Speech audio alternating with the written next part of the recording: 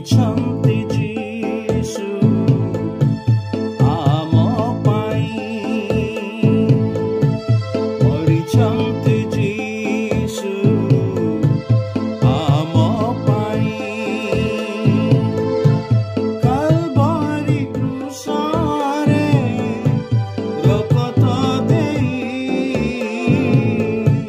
ମୋର ପାଇଁ ଆଉ ତୁମରି ପାଇଁ,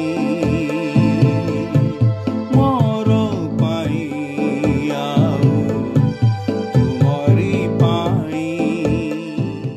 প্রিয় শ্ରୋତା ବନ୍ଧୁ, ପ୍ରଭୁ ଶ୍ରୀଖ୍ରୀଷ୍ଟଙ୍କ ମହତ୍ ନାମରେ ଆପଣଙ୍କୁ ଶୁଭେଚ୍ଛା। ପବିତ୍ର ବାଇବଲର ଯିଶା ପୁସ୍ତକ 53 ଅଧ୍ୟାୟର 6 ପଦରେ ଆମେ ଏହିପରି ପାଠ କରୁ, ଆମ୍ଭେମାନେ ସମସ୍ତେ ମେଷଗୁଣ ତୁଲ୍ୟ ବିପଥଗାମୀ ହୋଇଅଛୁ, ଆମମାନେ ପ୍ରତ୍ୟେକେ ଆପଣା ଆପଣା ବାଟ ଆଡ଼େ ଫେରିଅଛୁ, ଆଉ ସଦାପ୍ରଭୁ ଆମ୍ଭ ସମସ୍ତଙ୍କର ଅପରାଧ ତାହାଙ୍କ ଉପରେ ବର୍ତ୍ତାଇ ଅଛନ୍ତି।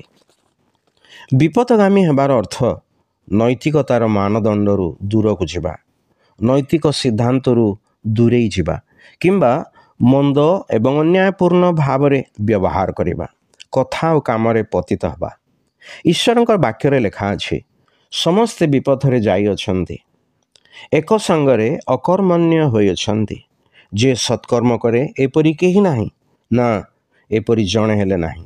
ହଁ, ପ୍ରତ୍ୟେକ ମନୁଷ୍ୟ ପାପୀ, ତଥାପି ମନୁଷ୍ୟ ଏହି ସତ୍ୟକୁ ଗ୍ରହଣ କରେ ନାହିଁ।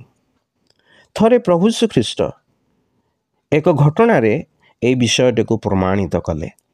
ଜିହୁଦୀମାନଙ୍କର ଶାସ୍ତ୍ରୀ ଓ ଫାରୁସୀମାନେ ଅପରାଧରେ ଧୃତା ଜଣେ ସ୍ତ୍ରୀକୁ ପ୍ରଭୁଙ୍କ ନିକଟକୁ ଆଣିଲେ ଓ ତାହାଙ୍କୁ କହିଲେ, ହେ ଗୁରୁ, ଏହି ସ୍ତ୍ରୀ ଲୋକଟା ବ୍ୟଭିଚାର କର୍ମ କରୁଥିବା ସମୟରେ ଧରା ପଡ଼ିଅଛି। ଏହିପରି ଲୋକମାନଙ୍କୁ ପଥର ଫୋପାଡ଼ି ମାରିବାକୁ ମୋଶା ଆମ୍ଭମାନଙ୍କୁ ବ୍ୟବସ୍ଥାରେ ଆଜ୍ଞା ଦେଇଅଛନ୍ତି। ତେବେ ଆପଣ କ'ଣ କହୁଅଛନ୍ତି?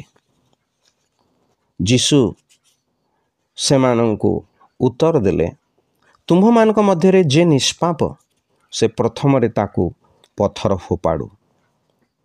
ତାହା ଶୁଣି ସେମାନେ ବଡ଼ଠାରୁ ଆରମ୍ଭ କରି ଜଣ ଜଣ ହୋଇ ବାହାରି ଯିବାକୁ ଲାଗିଲେ, ଆଉ କେବଳ ଯୀଶୁ ଓ ମଧ୍ୟସ୍ଥଳରେ ସେହି ସ୍ତ୍ରୀ ଲୋକ ଅବଶିଷ୍ଟ ରହିଗଲେ। ଏହି ଘଟଣା ଏହା ପ୍ରମାଣିତ କଲା ଯେ ମାନବ ଜାତିରେ ଏପରି କେହି ନାହିଁ ଯାହାଠାରେ ପାପ ନାହିଁ।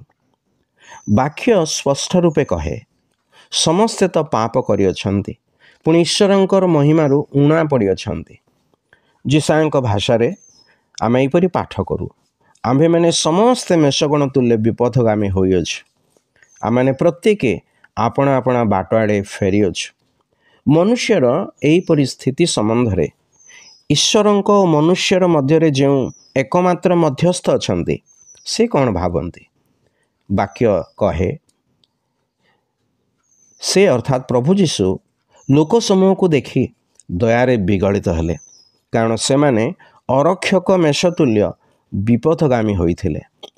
ଏଥିପାଇଁ ପ୍ରଭୁ ଯୀଶୁ ଆମ୍ଭମାନଙ୍କ ନିମନ୍ତେ ଉତ୍ତମ ମେଷପାଳକ ହେଲେ, କାରଣ ଉତ୍ତମ ମେଷପାଳକ ମେଷଗୁଡ଼ିକ ନିମନ୍ତେ ଆପଣା ପ୍ରାଣ ଦିଅନ୍ତେ।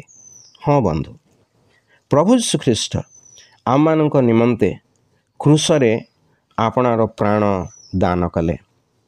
ତୃତୀୟ ଦିନରେ ମୃତମାନଙ୍କ ମଧ୍ୟରୁ ଉତ୍ଥିତ ହେଲେ। ଯେଉଁମାନେ ତାହାଙ୍କୁ ତ୍ରାଣକର୍ତ୍ତା ରୂପେ ଗ୍ରହଣ କରନ୍ତି, ସେମାନେ ପାପ, ମୃତ୍ୟୁ ଓ ଶୈତାନ ଉପରେ ଜୟ ପ୍ରାପ୍ତ ହୁଅନ୍ତି। ଆପଣ ମଧ୍ୟ ଏହି ମୁକ୍ତି ଏବଂ ଅନନ୍ତ ଜୀବନ ଯେପରି ପ୍ରାପ୍ତ ହେବେ, ଆପଣଙ୍କ ନିମନ୍ତେ ଈଶ୍ୱରଙ୍କ ନିକଟରେ ଆମର ପ୍ରାର୍ଥନା।